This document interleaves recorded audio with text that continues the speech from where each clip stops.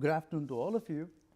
The Berlin School of Business and Innovation welcomes you all for the Café Scientifique. And this time we have Ms. Andrea Hendrickx with us. She's the country head of Infosys, Germany. I'm very happy to welcome her here. I would just give a brief introduction about Andrea Hendrickx. Andrea Hendrickx is the country head Germany at Infosys. In her role, she's responsible for delivery and operations, as well as driving branding and talent strategy for Germany. Prior to joining Infosys, Andrea worked at the insurance sector and in the IT consulting, as well as for Capgemini, where she has held various roles. Andrea Hendrickx has extensive expertise in profit-driving growth, margin improvement, strategy, project and people management, global delivery, and IT service management. Welcome you down. Thank you for having me here today. Thank you. In fact, I have a few questions indeed, with Andrea. The first question that I would love to know is, we all have heard about Infosys. I would love to, and if just to share a little bit across about Infosys, Infosys has shown a profound growth as an organization, which was a small organization, and then it's grown to such a big growth of 300,000 employees around the world. How have you seen this growth from your perspective? And we would love to hear about Infosys from you.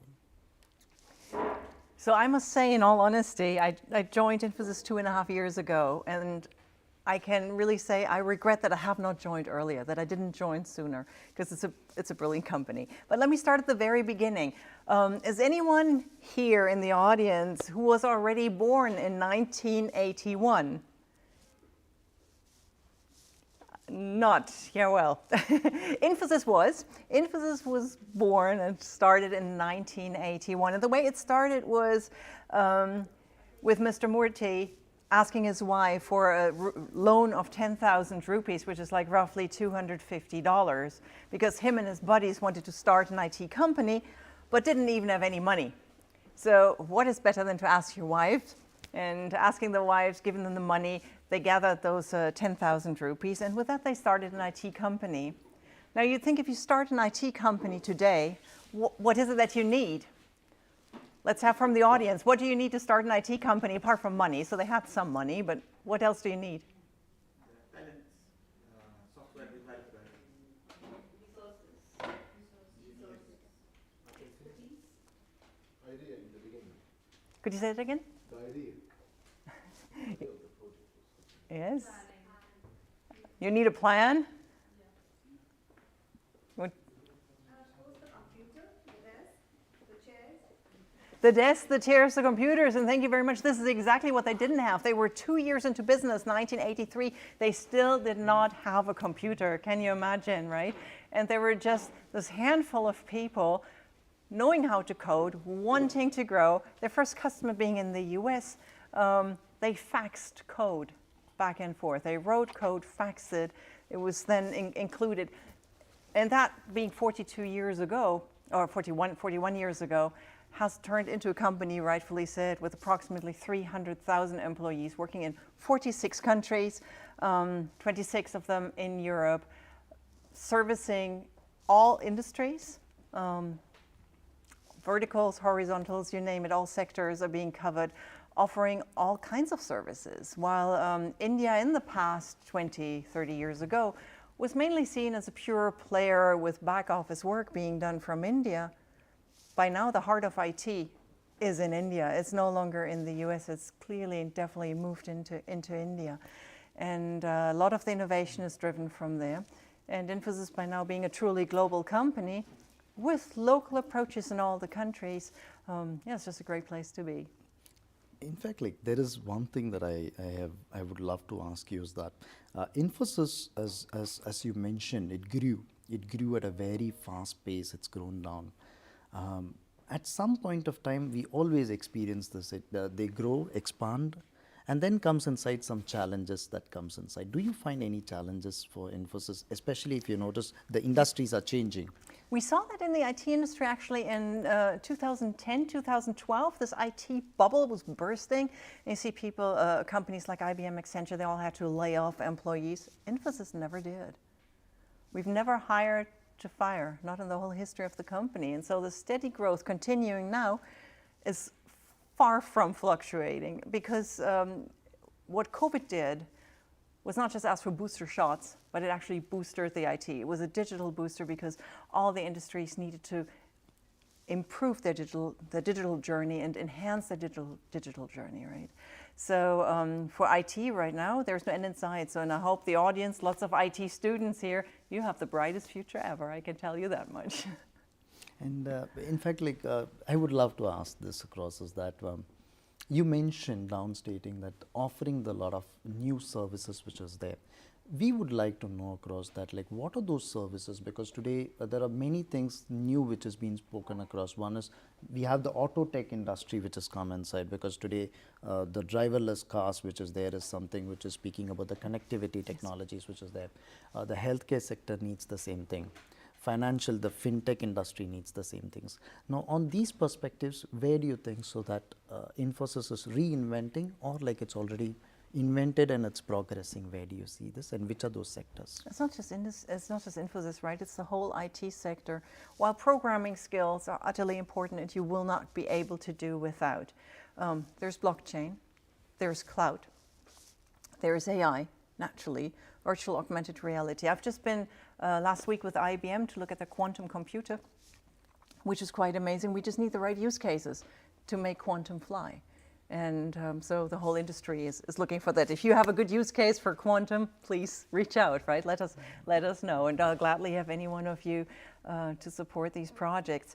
I think the biggest thing that's coming up, and that's not just for manufacturing, including automotive, but also for the medical sector, of course, also for the private consumer, is automation.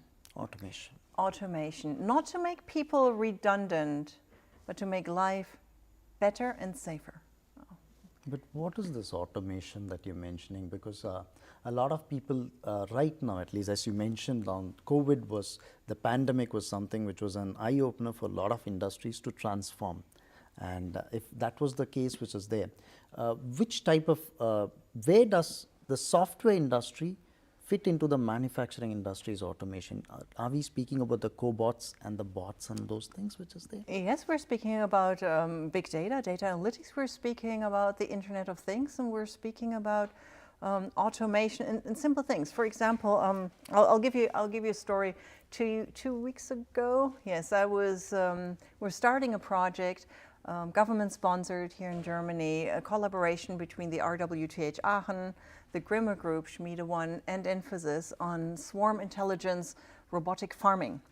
That is to replace those big, huge tractors you have on the fields that are often used in monocultures. You see it in the US, those huge monoculture, huge trucks. Replacing them with very small, they're just 7 meters long, robots, unmanned. And there you can have 10, 20 on a field. They talk to each other. There is no overlap in harvesting or fertilizing, so they're not wasting any energy. The pressure they put on the ground is less per square centimeter than when you and I stand there on the same field. So they don't compress the ground, so it's fantastic for organic farming. And you're not dependent on resources like harvest helpers that have to come in uncertain times. Anyhow, a big challenge. So it's automation, for a more sustainable, better future, autonomous farming in that case. Of course, sustainability as such requires automation. But then you also have, you mentioned the medical field, right?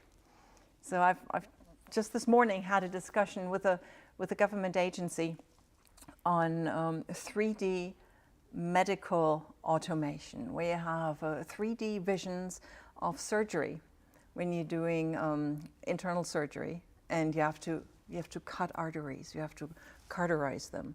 And you can do that with 3D monitors, and with 3D monitors, you don't even need to be right there. You could even automate it. And using AI, you make a whole less mistakes than if you do it by hand manually.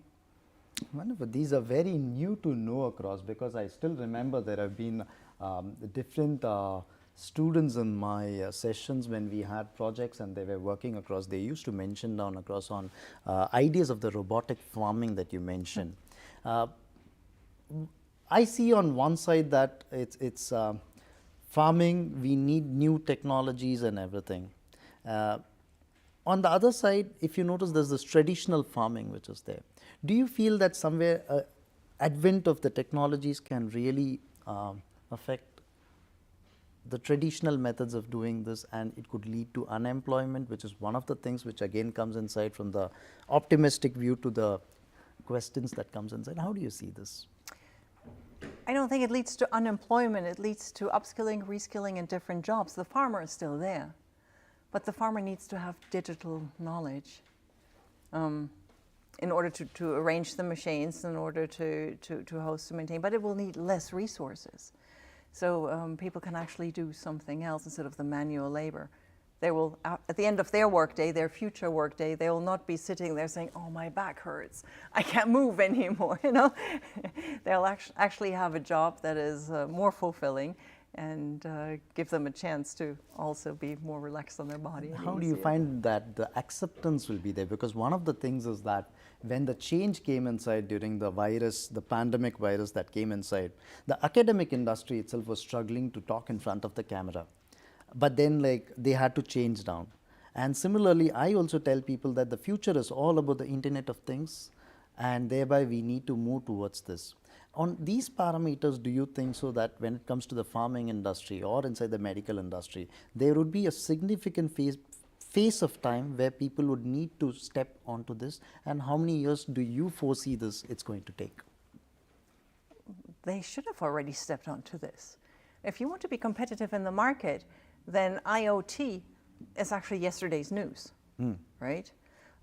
What needs to happen is in the IT industry that we need alignment on the APIs, on the interfaces, so that when we're coding, same thing with the metaverse, right? Everybody's building their own little metaverse, which is not really a metaverse, right? It's just a virtual reality where you play some avatars. But if you really have an international metaverse, that would require alignment between countries, alignment between among companies, and there is no time to lose. We're talking end of 2022 to get these things, you know, into shape where we can go forward. Wonderful. That's really nice to know indeed. And how about these technologies relating to space and everything? Is Infosys also working on these space technologies? Because today space economics is given a lot of importance, like as you mentioned on robotic farming or inside the healthcare. Now the space economics is emerging with satellites, and everybody are trying to have their own satellites. All the countries are trying to have their own satellites. Now in these things, do you find Infosys is also working on these big avenues, areas as well? Who's the father of XA12?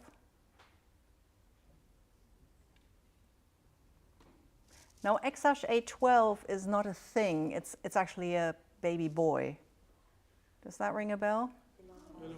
Elon Musk. There we go. Yes, we leave the space to those people who name their kids XA12, shall we? Infosys does not have its own satellites in space. Yeah, no. but then the softwares, do you work for the softwares in those areas?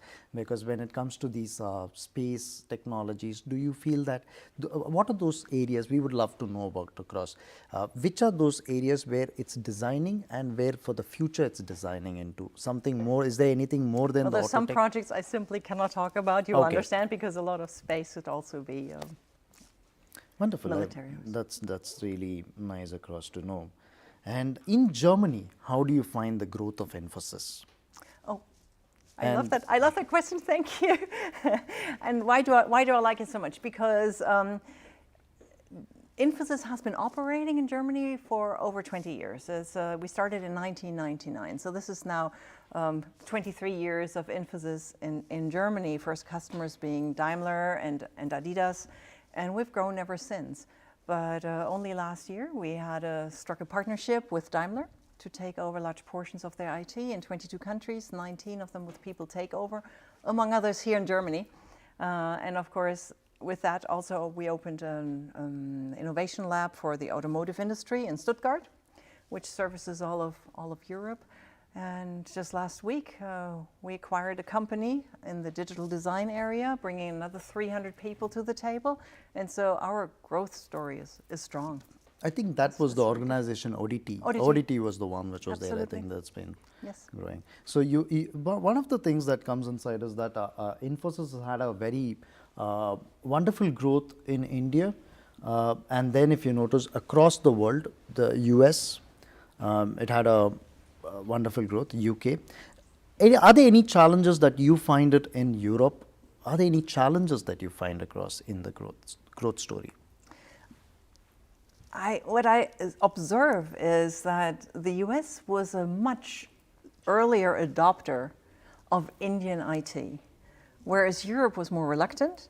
20 years ago, Europe didn't give India a big chance. Europe was counting on Poland as nearshore and did not foresee the need to really honestly move work also to India and to collaborate and ramp up forces. It then happened. But with a lot of delay. The Nordics were faster adopters, the Netherlands was faster, France and Germany very reluctant, Italy, Spain even more so up to date.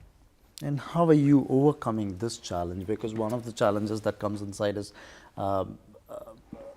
policy challenges that comes inside, policy of expanding. And again, the second thing is human resource. You should have the skill development, skill-based resources available. So do you find that at some point of time we need skilled resource from outside Germany, or like inside Germany we are able to create across in all the necessity needs for the future? Well, Germany was always an attractive marketplace, right? And people like to come and work here in Germany because the pay is good, the social security is all good. But what we see right now is an absolute lack of talent. And that lack of talent in IT was foreseeable for the last couple of years. Angela Merkel had been to India, had these discussions of joining forces, making it easier to come and work here for Germany, which is much, much, much appreciated. But of course, it's also a challenge for German academia to raise the right talent, to bring up more people, to get women, girls interested in IT. We see an increasing quota ratio of women when it comes to studying law, when it comes to studying medicine, but not when it comes to IT. There is actually declining. We had more women in IT in the 90s than we have now. I think this is the one question, I would not agree with this question with a lot of women here from the IT. I think that's a question I would ask them to raise this. But then you yourself have seen this across, because gender, do you find that was a challenging, anywhere a challenge for you in your growth story? That because there is always two perspectives. In the US, when you see this, a lot of people say that for women, growth in the US is much, it's more acceptable as compared to Europe. Is it so? I think it's a question of the structure that a country offers. If the country offers you and supports women with an infrastructure that says, yes, we have daycare for babies or for young children. Germany did not have that until a couple of years ago. There was no guarantee for a kindergarten placement. There was a guarantee that your kid could then go to school, but school is for 6-year-olds. So the first 6 years of a child, there was no guarantee that you had anyone to look after it. So it was expected from the mothers to look after the children. So that automatically means you have this break in your career, kind of a step back. And if you then want to go back into work, the schools, they end at 12 o'clock, right? So the kid's home, then the kid's hungry and wants lunch. So what do? If you're in a country with an infrastructure that supports working and women returning back to work, or women working in general, it's a different setup. So there was a lot of catching up that Germany had to do. I think by now it's fair and square to say that every woman in Germany can have an equal career, equal to men, absolutely. So that acceptance has come right now with time period that you find this right. When I had my daughters 25 years ago, and I said I want to go back to work, everybody looked at me like, you're an evil, bad mother. So who will look after your children? It's like, how can you, But I managed and I did it, and it was good fun and no regrets, right? Wonderful. I think I would love to throw the questions right now to the audience And if there are any questions, I think you could just raise down. And yes, Pausali. So I'm Poshali Palue. I had been into IT for 6 years before coming here in TCS.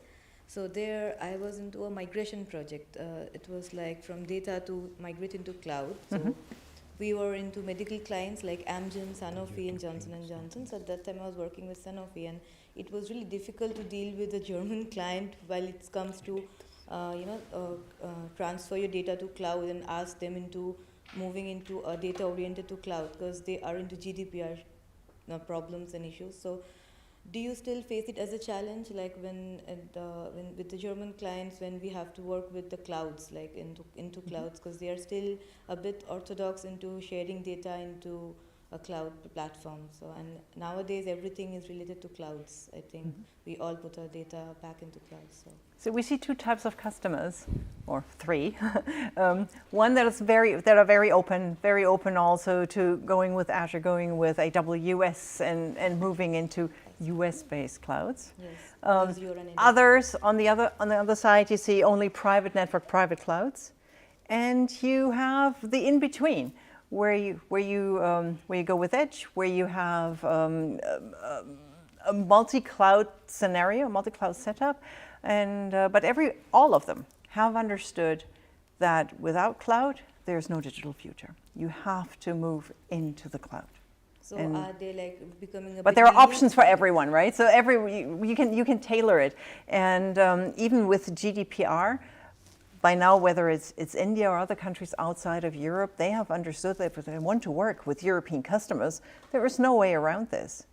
They have to be GDPR compliant. Yes, we had to sit and give all the exams before getting onboarded. I remember, like for 2 days, it was the GDPR issue that we had to take care of, and then only we could be onboarded. Yes, of course you can always use with interim solution. If you have a nearshore center, you have a farshore center. You can work with different setups, whatever the customer likes. But no, without European GDPR compliance, there is no work with European customers. Anymore. So is there a kind of challenge, or it's like okay, like it can be taken care of that way? No, I think by now everybody, the industry has understood, right? There's no way around it. It's not to be negotiated. It's the same as with cybersecurity. You cannot just say, oh well, we'll be a bit relaxed there. It's just not happening. It has to be zero trust. But how do you find this? Because once the cloud comes inside, the cloud is the future, and thereby, if you notice, we are all stepping onto this. Now, the cybersecurity is one of the things that's been talk of the security is area of concern. Now, Germany is at least very strong inside the GDPR issues, and Europe stands as for institutions in these rights. Now, in these things, how do you think so that it's going to emerge with the technology coming inside and people adapting towards this, especially having this security concerns inside this? Well, it needs to go hand in hand, right? It needs to go hand in hand. And if you're studying cybersecurity, you'll be tomorrow's most wanted men and women. Because it's not just for banking, right? Personal data is sensitive data, and it's precious data. And everybody has understood the dark side as well. So while having GDPR rules on the one hand, it's protecting on the other side. So with no risk and the zero trust approach, it's the only way forward. In fact, I think there are a few questions coming inside. How do you handle the governance challenges?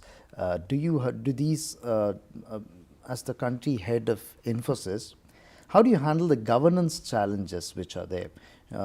Because there are sometimes certain negative reports that come across globally, because it's a bigger organization which it's grown inside.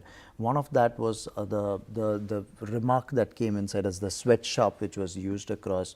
But again, these could be the media reports which put across in, but still Infosys as an organization has been a much more bigger one. In these things, do you find any governance challenges in Germany? Yeah. So every company, every once in a while, might have bad press, and you're referring to bad press that was in the US 5-6 years ago. If you look at the press we get in the US right now, it's absolutely outstanding. we had made promises to hire 10,000 employees in the US within 5 years. After 3 years, we had already hired 15,000, and we've then committed to hire another 12,000 on top. We have then developed a COVID tracking app together with the state of Rhode Island, and we're now working with an upskilling, reskilling program also with the state of Rhode Island to help with their unemployment. And so the press we're getting in the US right now is fantastic. Globally, I was very surprised how serious Infosys takes the whole topic of trust and authenticity and reliability.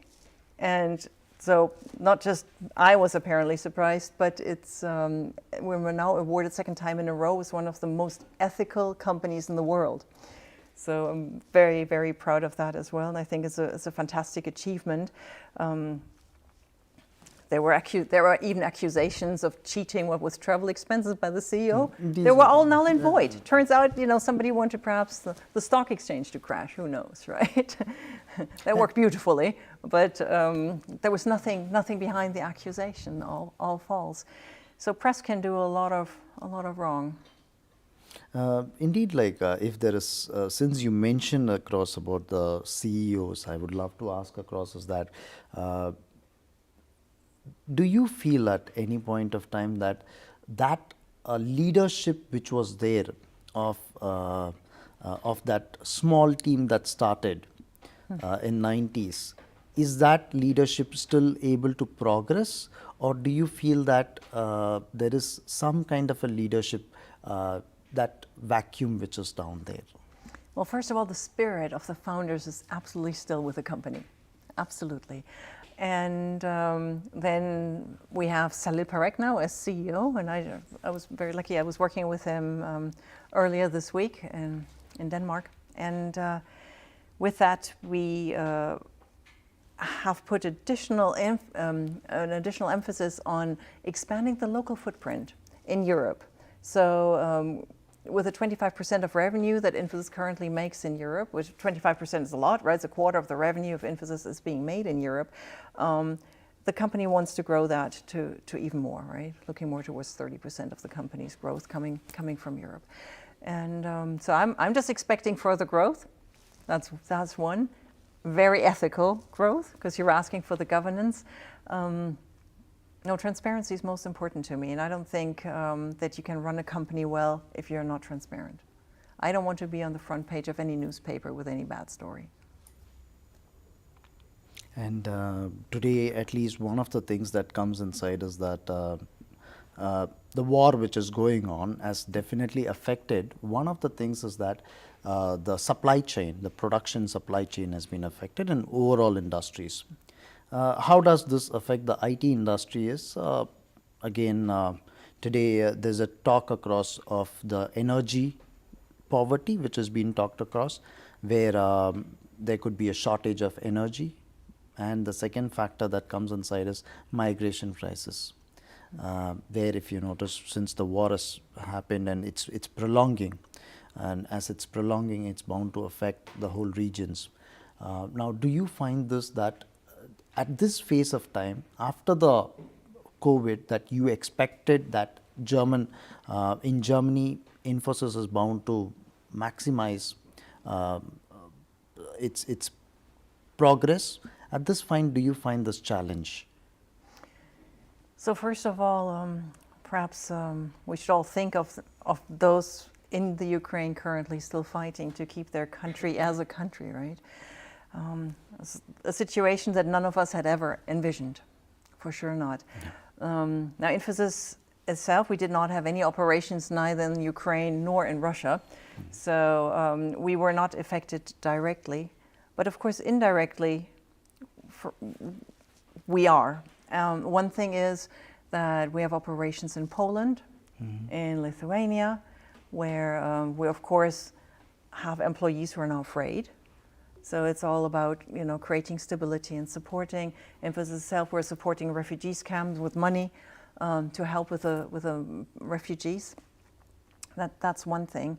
I have dropped for German employment all language barriers, saying there's no need to speak German If you come from the Ukraine as a refugee, you come from IT, we open our doors wide. Please apply with Infosys, absolutely, to give people a chance to quickly reestablish life, to quickly have job stability again. They can still learn German as they go along, but first to have this stability. What I then see is, of course, an increased demand of our customers who do have operations or did have operations in the Ukraine. So we were being asked by some major players in the market, can we have 100 resources in Pega? Can we have 250 resources in Java? And so there's this sudden request to make up for the IT that was being delivered from the Ukraine. So of course, we're all trying our best to help wherever we can. Excellent. Can we have a question across? Yes. I would like to ask you a question about the role that Infosys is playing in terms of collaborating with the governmental sector in terms of creating better entrepreneurial ecosystems to foster or redirect entrepreneurial education towards what is the market demand in the coming years. Mm-hmm. So when I joined Infosys 2.5 years ago, the Connect with the Government here had just started. By now we have this, I mentioned this 5G project with the smart farming, it's governmentally sponsored. In return, we're sponsoring the Startup Week in Düsseldorf, for example, and we're very much interested in having this startup scene also grow, right? And with that also that entrepreneurial spirit, if that's what your question was aiming at, right? So if you want further information on the Startup Week, then you reach out to me afterwards, and I'll gladly connect you. Indeed, like I think this would be one of the things that since it's a business school with we also have the software specializations also. One of the things that also comes across is a lot of students work on projects, they work on business incubation centers, they work for their various projects relating to software industries. Now on these things, how does Infosys support across with the academic schools in general? I was on conversations, I had known that Infosys has always worked on research with leading schools of the world. So I would love to hear from your side on that as well. Whether it's MIT or Stanford internationally, in Germany, yes, we're working with the RWTH Aachen, we're working with the Hochschule Düsseldorf, we're working with the Hochschule Niederrhein, with the TU Munich. I'm here today in IT with the Hochschule Bonn-Rhein-Sieg. So multiple, the Hasso-Plattner Institute, for example, in terms of digital design, we've done some projects there. What we like is a good challenge, and a customer who's interested in that challenge as well, because it takes three. It takes the IT industry, it takes academia, and it takes a customer to make a good innovation project. So this is one challenge, finding across, because now when we are speaking about the future of the technologies, which is from the robotic farming to the edge computing to the quantum computing. Now one of the things is that do we have the necessary human resource along with, and are they skilled enough? Now because a lot of industries say that like we do have the new technologies, but we are not able to identify the right skilled people across. And in these things, how do you address these challenges? Because if you do not get the skill, then you're not able to progress across. So how do you address these challenges? Because one more thing just to add across is, even to find across courses and academicians to teach these futuristic courses is difficult. From to quantum computing to edge computing, if that needs to be taught across, they always prefer to move towards to work with the industries. So on that case, you would not find the right talent resource. How do you address these challenges? When I started off in IT, I learned Pascal and COBOL. Now I can tell you that's no longer in demand. It was in demand, at least COBOL was, in the year 2000 with the Y2K issue, when the yearly digits changed from double digit. The year was just 91, 92, 95. Eventually it came to the year 2000, everybody thought the world would come to an end because none of the programs had the 4 digits for the year. That's when they needed COBOL programmers again. But ever since, that's dead, right? not many legacy systems back there with COBOL. So there's one thing that is so important in IT, and that makes IT fascinating for me, is that you never stop learning, that you keep on evolving. IT never stops, right? There's always something new, it always evolves. So it is, perhaps some people will be very happy that they're done with the last exam in university and then that's it, right? And never have to learn anything again. Then you're wrong in IT, because in IT, it will evolve and you will have to learn something new, but only then is IT is fun. So it is our responsibility in the IT industry to create an environment where team learning is possible, to allow learning anytime, anywhere, on any device, and to have that, to create the curiosity in our employees or in graduate hires that come in, to keep that hunger for learning alive. And then you grow. I think there are a few questions which are also coming in over here. I think Emmanuel has a question stating that did Infosys see a growth in its demand through the COVID-19 epidemic, and how was the momentum going forward until today? Yes. So like I said at the beginning, right, it was a complete booster. It was absolutely a booster in the IT industry. It was easy. Everybody would go home, grab their laptop, work from home, because in the IT industry, people had done that before. Then you had some institutions that didn't have laptops, but had desktops. So they had to kind of bring those desktops to the homes of the people. But there were other institutions that had neither. And they too were now expected to meet virtually and on Zoom. So the backlog of digitalization was really, really challenged. And for us in the IT industry, it's fantastic, you know. I mean, we grew. So did the parcel service, by the way, right? Parcel service as well. Harish has a question for you. As Infosys has any plans for creating their own private cloud to stay updated in the cloud era? Because one of the things is that everybody are now trying to have their own private cloud.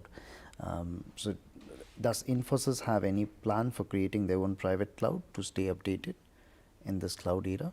Right now we're working with multiple partners, and very, very successfully so, right?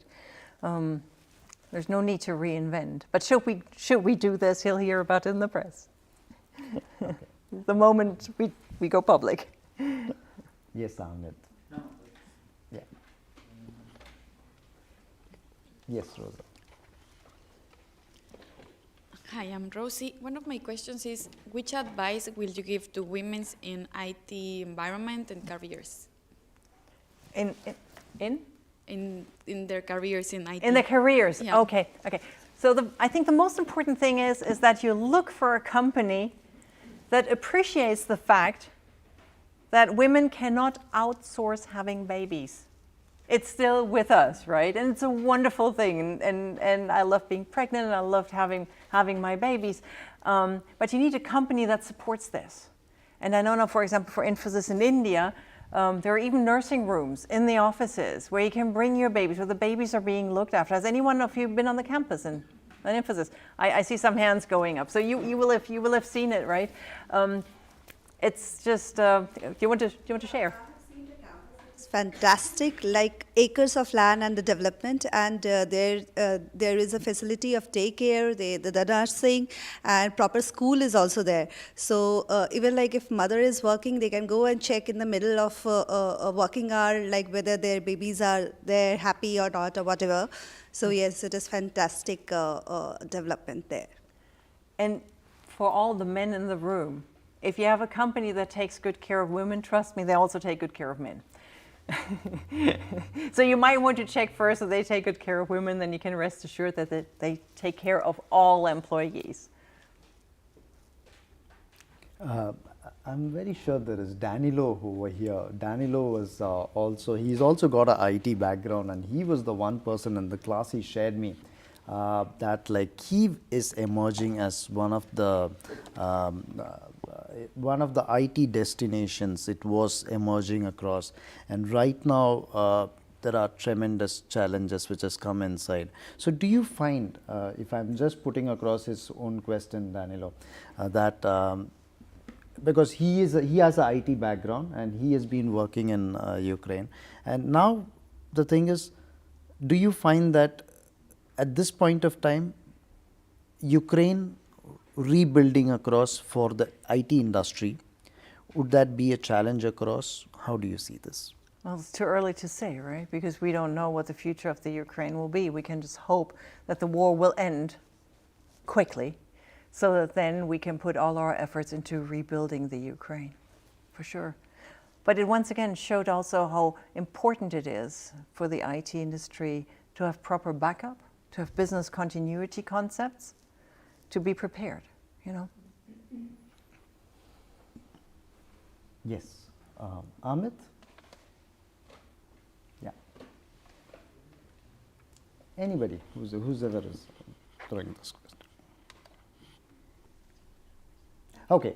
I have. You can meanwhile be have read. one. Yes. Yeah, you did mention about the sustainability in your statement. Being in the manufacturing, I have seen the sustainable, how important it is for the manufacturing unit. I just wanted to understand how IT is related to sustainable environment and how they are working on it. Okay. The sustainability topic is very, very dear to my heart. And I've been carbon neutral for a couple of years by now, but I do it by sponsoring carbon offset projects. But Infosys decided to be carbon neutral 15 years ago, and it took a lot of planning. And then 10 years ago, they started putting those plans into action. And since 2020, Infosys has been carbon neutral, which is 10 years ahead of time and one of the first companies for all three stages. Now here in Germany, it would be how do we do better heating? In India, it's more how do we do better cooling, right? But it's also about water recycling, it's capturing of solar energies, it's reducing waste, it's reducing travel, it's from beginning to end, right? It's the whole spectrum. Whether it's the towels or the trash, the plastic cups, whatever it is big things, small things. The largest amount of energy savings can be done, apart from going vegan, which I highly recommend, is to look at the buildings, because there a lot of energy savings can be achieved with smarter buildings, and so that's where the IT comes in. Tracking, analyzing the big data, giving the information to the engineers that they need to create smarter buildings, smarter cars, that infrastructure that allows sustainability. Theo, you have a question. So would you like to ask the question, Theo, or you have written on the chats? I think you can go ahead. You may please ask the question, Theo. Yes. Okay. So I wanted to ask, what do you think is sustainable for countries moving forward to build their economy off of like the IT industry? And specifically to ask, if Infosys were a country, where would its economy be today? Let me answer this question right with this, because we were very surprised when Finland reached out to Infosys, saying it took you 10 years as a company. How long do you think it'll take us as a country? So we started collaborating with them, and we're now getting Finland as a whole country carbon neutral in 5 years. So it's a brilliant story. So you can get whole countries carbon neutral as long as the country has the right mindset. It takes the investment, of course, of the governments and the different organizations within a country to play together, because often enough within countries you have all the organizations working in silos. So you need full alignment within that country to then go carbon neutral and to be sustainable. But Infosys in Finland now, in 5 years from now, you'll see Finland carbon neutral. How about the chip crisis that is coming in? So do you find, because this is one thing, every industry is affected, and again, this needs to be overcome. And as we are going through this supply chain crisis around and various things, chip is one of the main industries, and I assume Intel has also invested in Germany very recently for a huge investment, apart from expanding the island. How do you see this across as a challenge? No, I see it's good that this crisis is happening at a time where we still have enough resources to build in plan B. You know, It's bad if a crisis happens and you find no way out. Now we still have enough supplies and resources so that Europe can strengthen its own position. But this independence is probably a good thing to have. So it was a wake-up call for the industry, the chip crisis. A wake-up call for the auto industries or all industries? All the industries. I have promised smartphones to all my employees and couldn't deliver them because the smartphones weren't delivered because of the chip crisis, right? So the chip crisis hits everyone, from the smartphone to the automobile production service line. If there is something that more I would like to ask you is the policies. How favorable do you find that is in the German governmental policies, especially in encouraging the IT infrastructure? Because traditionally Germany is known across for its prowess in the mechanical engineering industry and the chemical engineering industry. And in this, where do you see this encouragement that comes from the government and supporting policies for your favorable growth? I think it was one of the game changers also in the past elections is that there was no digital office before, or no serious digital office, no digital ministry. That the new government has understood that Germany is lagging behind and has a lot of catching up to do. And it's being addressed now. So even more opportunity here in Germany to work in IT. Wonderful. That's nice to know, Cross, because these policy challenges also remain, and it's not something that happens overnight, and it takes a little period of time, but I'm very sure that you could handle with these things and proceed ahead. That's how you find this with Infosys? We're in continuous exchange with various government organizations to see how we can improve infrastructure, how we can improve schooling, training, academia. Bitkom is working on this. So it's many institutions and organizations working hand in hand to help Germany to become more digitally advanced. Wonderful, thank you. Can we have more questions? Yes, Amit. Yes. Yes. Hello, it's Lilu. Well, I'm not IT student, I'm management student, but as always I have a dream to do work in a IT company like Google, Microsoft, Apple and that kind of popular company. So I just want to know that as an employer of IT company, what you expect from management student to be on the position of a project manager or a operation manager? Okay. I'll start at the very beginning, because when you said you wanted to work for one of these cool companies, the moment I had signed the contract with Infosys, the Forbes ranking of the best regarded companies came out. And so, of course, I was very, very curious to see, and where is Infosys on this list? It was the top 2,000 companies. And there was Ferrari on number 1, Visa on number 2, and Infosys on number 3. There was no Apple, no Google, no Microsoft anywhere there. I was baffled. So having said that, Infosys is a cool company, one of the best regarded companies in the world, number 3 with Visa and Ferrari right there on top.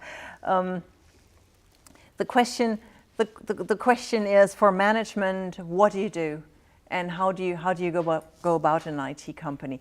There are multiple streams, career streams in an IT company, be it the normal programming stream, becoming a specialist PAL programmer in a certain area, a certain niche skill.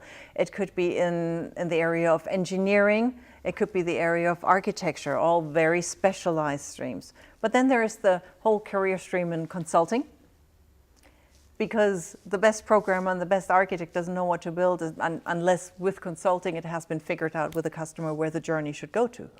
Where is the future? What should the future be, right? No architect draws a house if the owner doesn't know if it's a 2-story house or a high-rise or a bungalow, right? There needs to be some consulting done up front. And then, of course, there's the whole project management stream. Project managers, though, I can tell you from my own experience, are best if they have learned it from the bottom up. No one is being born a project manager, because you have to have seen projects in action and how problems are being solved before you can take over the role of a project manager. So you start you start working on a project, maybe as a consultant. From then you start leading a smaller team. From then you start leading a substream in a project. You become a sub-project manager. Eventually you will become a project manager. But by that time, you have seen many things that work, many things that did not work. You've had your experience in mitigating risk situations with the customers, in negotiation. It takes a lifelong learning to become a very good project, later program, global international program manager. So it's not a course or a book, right? It's the kings and queens discipline in IT. This I want to add something, and then also I have a question along with it. So when I started in the IT, I started as a programmer, a coder, and slowly over the course of 6 years, I became a project lead. So the thing is, at the basics, we need to know the basics, because here I think when the things are changing into agile projects model, so a cross-functional team is expected. Like, I cannot just be a project manager, or I cannot just be a developer. I have to know everything, because in case like I have a team of 5 and one of them is not available, the rest of the 4 should be able to work, and the project should not be delayed for that one person. So is Infosys welcoming about a cross-functional team, or is like only specialized people in particular field? I think that's the beauty in IT, right?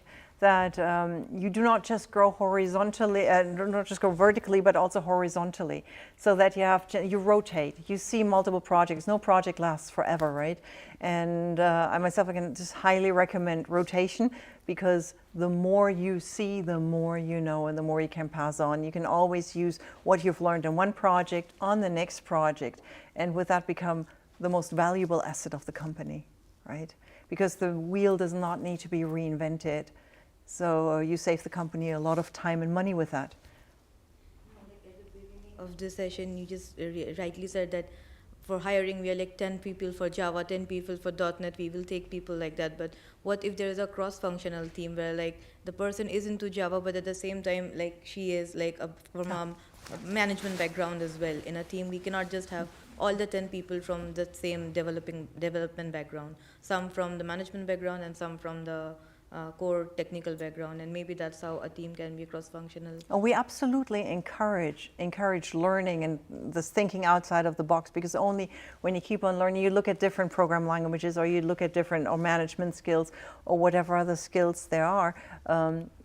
Some people might want to change from a data analyst to a software engineer, and that's quite a different stream, right? But it's all doable, right? You just have to take the courses, you have to enable yourself so that you at least speak the basic language. But then of course it's doable, and I myself very much encourage it. You don't want to start a job when you're 25 and still be doing the same thing 40 years later when you're 65. My goodness. Exactly. So Infosys is a place where we cannot be stagnant. We did give chances to the employees to grow more, right? So no, absolutely. The project business in itself has that automatically with it, because no project is the same. Every project will be slightly different, and as your career progresses, you'll always take on more responsibility, and with more responsibility comes a larger focus of work. I think there are a few questions which are also coming in over here. Varsha Sham has a question where, what are the challenges in Infosys becoming a company inventing new niche softwares like Microsoft or SAP, rather than being only a company catering to clients? So again, just to put the, So while Infosys is not a big product developer as such, Infosys has one product, Finacle, serving the banking industry, with over 1.3 billion users worldwide. I would say that's a cool product. Not many products have 1.3 billion users, right? So, but we're not a product company, right? But we do have some products, and of course we offer them. We offer many solutions, be it in the cloud industry or for digital transformation. It's always trying to pick the right and the best for the customer. And sometimes that is our own solution, and sometimes it's a solution of a partner. And because at the end, it's not about the IT company, it's about our customers and their journey, and to navigate their next, and to bring them the best the market has to offer. what kind of a rubbish company would Infosys be if we just try to sell our own solutions? But then, like in the future, do you believe that like we can create more products? Because one of the things is that disruption always happens, and there are always today one of the challenges that the IT firms face is small entrepreneurs. They can even start doing a business with a small organization, outsource from anywhere. So, do you find that as a disruptive challenge, and do you feel you need to come with more different products? No, there are multiple smaller products that we have. It's just I mentioned Finacle because it's so unique for the market. You know, supporting the whole financial industry worldwide, which is wasn't at the core of the business when Infosys started. Infosys didn't want to become a product company, but it wanted to be a flexible IT service company. But no, the footprint is much larger by now, right? Much larger. We've just acquired half a year ago Kaleidoscope, and they're in mechanical engineering of medical products, which is quite different, right? Or we're in multiple joint ventures. One of them is Starta. They do loan financing for houses internationally. So Infosys is quite diverse, not as diverse as Tata, right? We do not have our own tea plantations or build our own cars. So the focus is still in and around IT as such, together with our customers. If there is something else also, because in the classroom interactions when we have discussed across, we've discussed on this linear business model and the non-linear business model. That's something which a lot of people have put across, stating that like there was a period of time when Infosys and TCS and Accenture, Capgemini, they were recruiting a lot of people around, and now comes inside a complete whole new dynamics of business, which is looking into the non-linear style of business. Now, do you feel that the non-linear business is the most profit-generating one? Like, how do you find this? Well, it's also exploring, getting a taste and a feel for the market, right? It's good to not just, put your bet on just one horse. Mm-hmm. To have this diversity, it's also more attractive for our employees because they can venture out more, right? Like the same question with a career could also come towards internationality. Do you, when you start working for Infosys in Germany, do you always have to work in Germany for the rest of your life? And the answer is, if you want to, you can, but you don't have to. There's also international opportunities, of course, right? But there's got to be something in there for everyone. I think that's the main message. And Lucky Patrick has a question stating, do IT market monopolies threaten the whole digital economics and potential for innovative technologies to kick off? Because so this is the question, but just to add on to this, the big three control the internet industry, and thereby if you notice the internet is growing into a lot of monopolies inside this. And do you feel that the IT market monopolies are threatening the whole digital economics? With monopoly comes always the risk that we're losing out on creativity, right?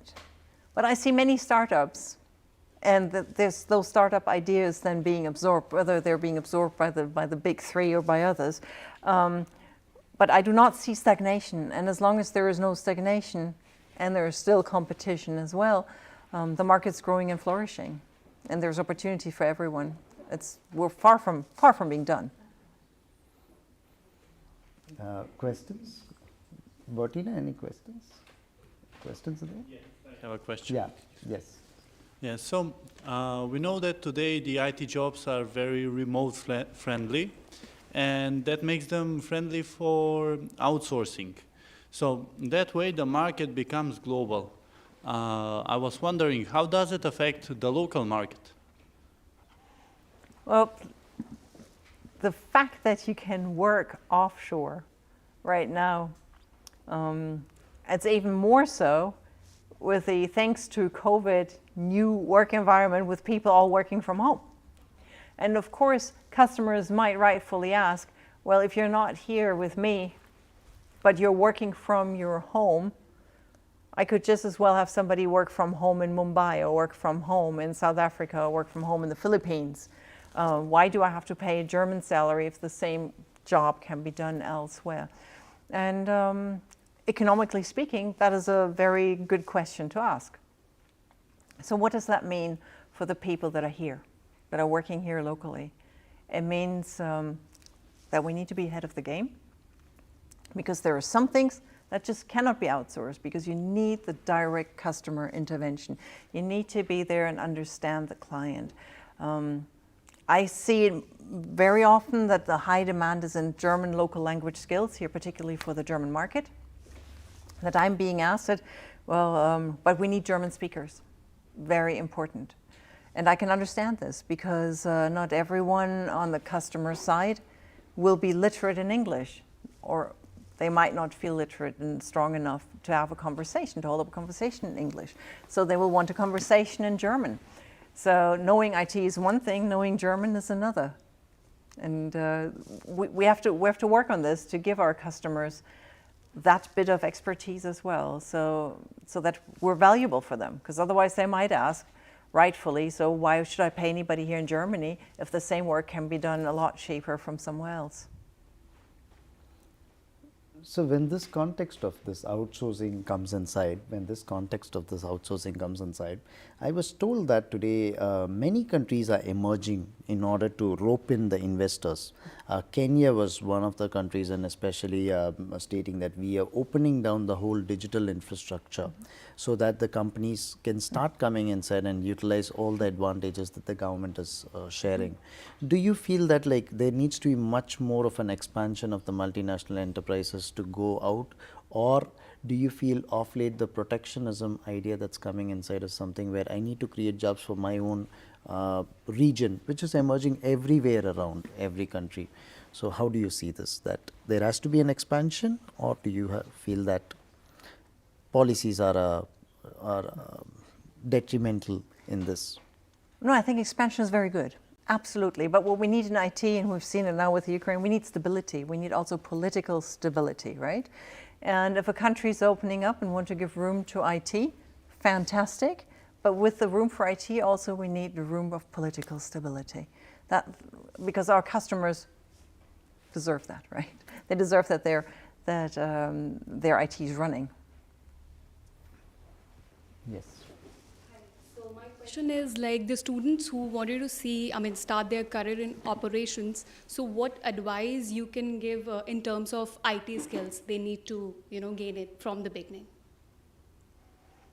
Well, first of all, back to Elon Musk, right? Because we had him here. A few years back, he said he doesn't care about college degrees. He doesn't care about degrees at all. It's all rubbish. College is just for fun. And actually, the most successful people are the ones that have dropped out of college. And actually, if you want to be someone in life, you should drop out of college. And then he mentioned a couple of names. He mentioned Bill Gates from Microsoft. He mentioned Steve Jobs from Apple. And he mentioned the head of Oracle, the founder of Oracle. And yes, while they might have dropped out of college, I can absolutely say, please don't. Don't drop out of college. Finish your degrees. Go to university. Finish your degrees. And if you now look at, they've just opened the Tesla factory right here in Berlin, or in front of Berlin. And when you look at job openings, guess what? He's asking for university degrees. Surprise, surprise. But what he wanted to say was that it's about the ability to learn, the hunger to learn, exceptional talent, and wanting to increase knowledge. So whatever you learn here and now, it's already outdated in 5 years down the road. So the company that you join must be investing in continuous learning, so that your knowledge is not old, not that you sit one day there and say, all I know is COBOL, because I can tell you, then your career chances are rather limited. So whatever it is you learn today at the university, at the curriculum, is important to get you this first job, but look for a company that gives you an opportunity to grow.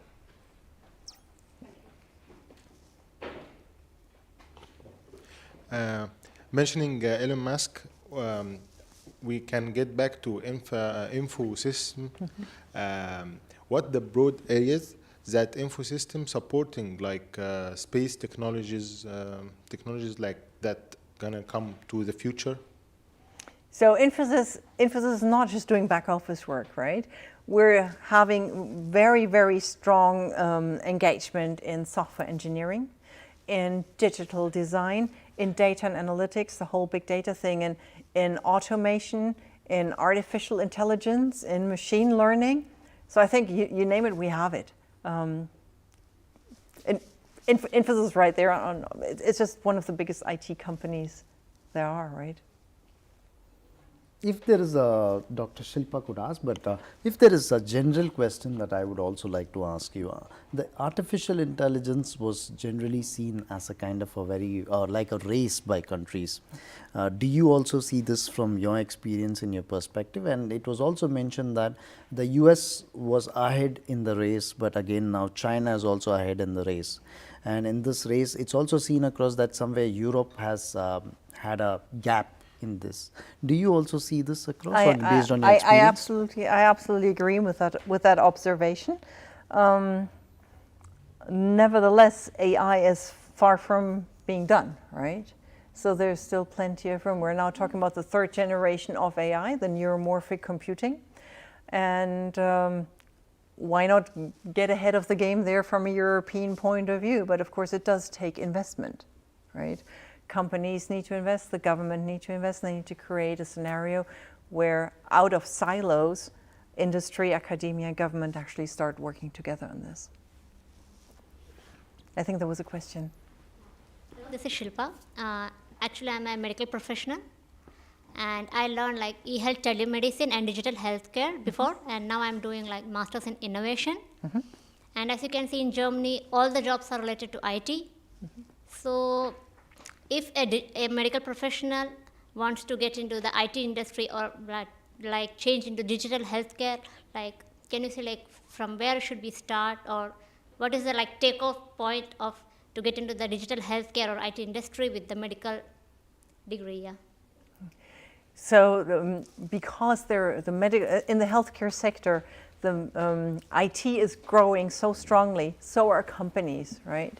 So with Infosys, the example is, as I mentioned earlier, with Kaleidoscope, we're now trying to expand our European footprint, we'll be opening up an office in Germany, that's the plan. And of course, and also looking for resources. So you and I will stay in touch, I say. That's my answer. I think if there is a question, I have one of the students, Botina, who is here, and she's into the HR, and we have in the classroom discussions on human resource. And if there's a question that I would indeed ask for you, the work from home has been one culture which has come inside. And since the work from home culture has come inside, there is this idea of bots being instilled, because today a lot of talks come across about planting bots in the laptops of employees, so that the bots can identify the number of hours of working. So a lot of people are mentioning that this is not right, this is not ethical. How do you see that change which is coming inside? Because we do have GDPR in Europe, right? So we won't be having the bots here anytime soon. What I see much more is that instead of trying to think how we can continuously supervise employees instead of a trust concept, is how do we bring teams back together? How do we get people out of their isolation that they've been stuck in for 2 years, 2.5 years, just working from their home? So it's 2 years now, right? And perhaps, not everybody has the luxury of the big house with a garden and the family and everything, but some people live in rather small flats. And if you have a 1-bedroom apartment and you're stuck there for 2 years, it's not fun. And so it's also our responsibility as an employer in the industry to allow people to get back together, to create that environment where they can safely meet up again, where they do not have to be afraid that they're getting contaminated by a coworker the moment they step into an office, but that this team building can happen again. Because, if you sit in your office and work, and I sit in my office and work, we both get the same question. You will come up with a smart answer, I'll come up with a smart answer. But if we would have been sitting in the same room, our answer would have been 3 times as smart.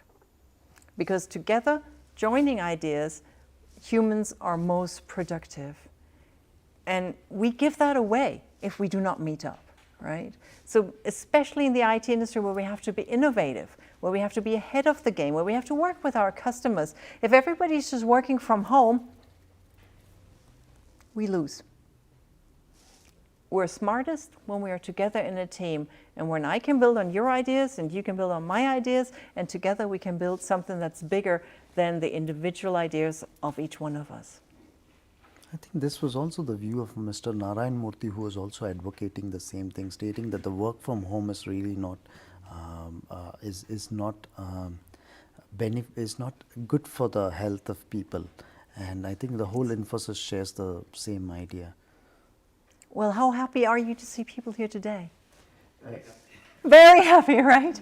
In fact, like I think we had a discussion. Amir was there. We were discussing. The last session was on disruptive innovation, and in fact, like the discussion was that how does this hybrid model come inside? Because it's much more nice to see people here. And I think you mentioned one line.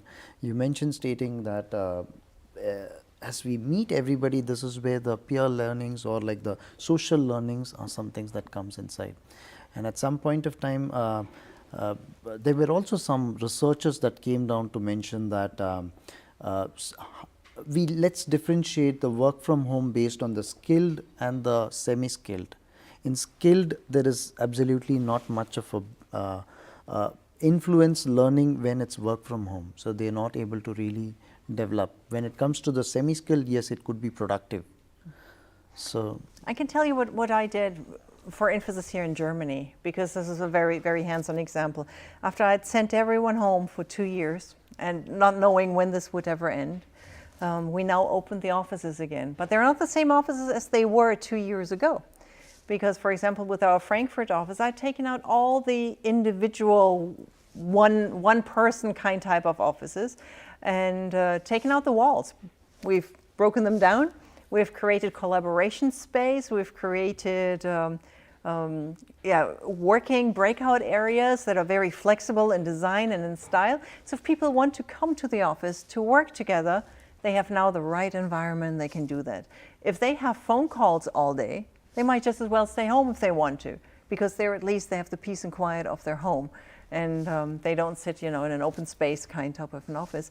I really see the office more now as a place of getting together, being creative, designing something. And then if you have a certain pack of homework to do, yes, you might just as well do that at home. But I do not want to see any more people that are depressed at home because they can't come to office, right? I think we owe that to our coworkers as well, because at work, we're a family. And what is a family if you never see them, right? We're there to help each other and to support each other, and that's just not possible if everybody is stuck in their own little place. Wonderful, I think that's been. Counting on your answer and how bringing teams together can enhance innovation internally. So what is the secret for Infosys, for the last 40 years, to keep innovating rather than acquiring new startups, to keep this innovation moving forward? Yeah, there is a very, very hands-on startup mentality still in the company today, even though it's already 40 years old. And I think that's owed to the fact that the structure is A, purely global, and B, very lean. I've never seen a company with a leaner management structure. No one is further away from the CEO than 5, 6 steps. There are no, zillion levels of hierarchy there. And there's always an open ear for everyone as well. And with that, treating every employee as part of a big, big family, even though we're 300,000 by now, keeps up that spirit in people that they want to be with the company, so they stay rather longer than there's a longer duration to stay with the company than in other companies. And then also having this familiarity and the trust, you start allowing yourself to be more creative. I think, you might have creative ideas, but if you're in an environment where you cannot trust your fellow colleagues, you would not even dare to say them because you might be afraid they'll laugh about you. Because perhaps you've once had a crazy idea and they just laugh, but the next crazy idea would perhaps be the perfect idea, but you no longer dare to even say it because you're afraid of, and you don't have the environment. And I think that is very, very different in Infosys. People do feel at home, they're feeling heard, and the moment you are being heard, you start talking and you start exchanging ideas. And that's where creativity sets in. And do you have any implemented structure in terms of welcoming new ideas to the company? Oh, of course. Process, I would say. Oh, yes, absolutely. And there are award schemes around this at all. There are incentives around this, yes. But I think every company would have that. I would like across us, like since you're the country head of Germany, how do you see your roadmap across for Germany's Infosys for the next 10 years, if I'm just putting ahead? Oh, 10 years. 5 years. 5 years, 10 years. I was asked how I see the future in 2050 the other day. I said, I can tell you what I see for 2050. I see that my own mini drone will ask me in the morning on which beach I would like to have my retirement cappuccino. But no, I have a very clear target that I would like to double the workforce in the next 3 to 5 years, right? But it's not just about headcount growth. I have another personal target of mine that I would like to do business with the public sector and enlarge that, because that so far Infosys hasn't really been doing, right? This the 5G smart farming project now is the first one. I think it's coming as an Indian company into the German market that there is some skepticism, and we're working with the government on that as well. We've been awarded with the NRW award, which is a big gesture of trust, and I'm very happy with that, with Professor Dr. Pinkwart offering that award to Infosys. Super proud moment. But we have to continue that journey, right? Then, of course, I want to make sure that Infosys is recognized as a great employer of choice in the German market. In India, everybody knows, Infosys is a star. And people want to work in Infosys, just like here, everybody who wants to work in automotive wants to work for Daimler, because they are the star in the automotive industry.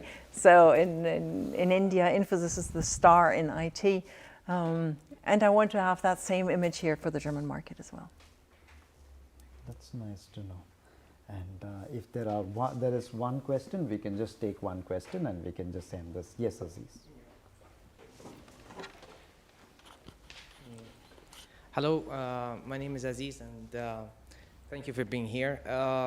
And I happen to be Elon Musk's biggest fan as well, and I think you touched on something that he said in one of his interviews, and he also mentioned William Shakespeare. He doesn't have a degree. But different university system back then under William Shakespeare's at William Shakespeare's time. And also Michael Faraday doesn't have a degree as well. But the thing is that I want your take on being accomplished women as you are. What do you think that the proper process of learning? Is it like a college degree and that's it, or a college degree you can get it now? Because we are in the IT age, right? So the IT age, we shouldn't look at things as we were looking at it before, as things have changed. Now, what Elon Musk said in that interview is just that he didn't say that school is not important. He said school is very important. It's not just for having fun. The fun is just to have interfacing experience with peers. So this is a learning in itself. But he doesn't believe, and I happen to agree with him in this, he doesn't believe in the traditional way of learning, as in like curriculum and, go to the school and to learn this and that's it. But he said school is important, but, to learn from peers along with the syllabus that is there. And this happens to be true. I mean, if you mentioned Bill Gates, you mentioned the Apple guy, Steve Jobs. And okay, you mentioned all these accomplished people, and that's, yes, there is a merit of what he said. But, however, I need to know your take on this. What's your opinion? Because obviously you're a very accomplished woman, and I want to know what's your point on this? How do you disagree with Elon Musk in this? Because I want to, get the gist out of this. I hope I'm clear with my questions. All right, thank you very much. I'm not even sure there's disagreement or agreement. I think there are a couple of things that are very, very important. The question that came at the beginning with I want to be a project manager. How do I get there? Is it just a book I have to read? Is it a course I have to take? Is it some learnings I have to do? And I explained with the example of the project manager how important it is to grow into a role. And yes, of course, college and university plays a big part in that, to socialize, to get those social skills. In a school like this one, for example, where it's very diverse in nationalities, right? It's a perfect preparation that you can get to work internationally, to be prepared later for an international working environment, because you learn to accept and adapt and cope with each other's very different cultures, right? If you're just, let's say you go to German, you're born German with a German family, you go to German school, and you then go to German college, German university, and you have never seen anything else. The first time you go to India, you feel like you're on a different planet. And that's not the best preparation for life, I can tell you that, because the world is no longer flat, because it's round, right? So we need to have those social skills, those soft skills that need to be developed. It's not just the syllabus. It's not just learning how to code, or if you study law to know all the paragraphs. If you study HR to know all the rules around the people, or for marketing to know which colors do what tricks. But it's very much also about the soft skills and understanding people and understanding the cultures you're working with. And more often than ever before, it's now going to be very much mixed. It has been mixed in the US as a melting pot of cultures, but Europe is getting there as well.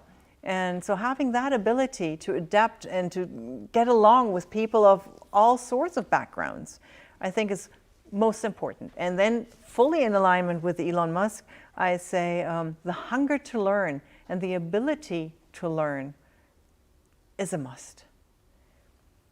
If somebody sits there and says, yeah, but I got my college degree and now please make me CEO, I say, I wish you good luck.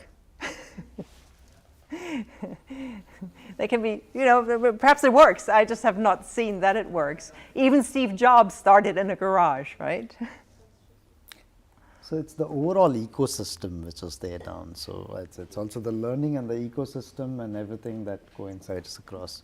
So thank you. I think as we end this session, I should thank Ms. Andrea Hendrickx for joining us for this session. It was wonderful at this point, as we are just ending the session. You had agreed to join us, and you had driven all the way from halfway through the Republic. Yes. So with all those things, I should end the session with a thank you note to you and to Infosys. And we look forward for more such interactive sessions with the students. And the Café Scientifique for the next session is on the 6th of April. And we have with Mr. Dr. Dirk Ball is joining us from Christie's, and we're discussing on the luxury products and the impact of the non-fungible tokens. So I would welcome you all for the session on the 6th. We had a wonderful session today, so I thank you all for the session. Thank you. Thank you. And stay in touch with Infosys.